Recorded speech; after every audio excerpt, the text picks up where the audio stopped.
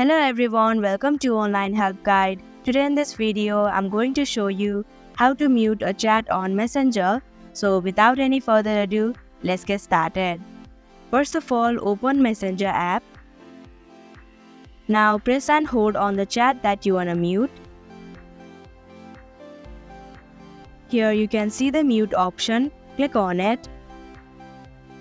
Here you can choose to mute only message notifications or call notifications or both message and call notifications.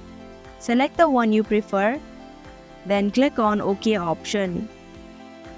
Here you can choose the time interval up to which you want to mute the chat. Now select one, then click on OK option. And that is how you can mute a chat on Messenger. Thank you for watching Online Help Guide. Hope this video was helpful.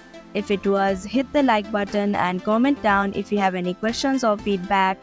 Also, if you are new to our channel, subscribe and hit the bell icon so that you don't miss our upcoming videos.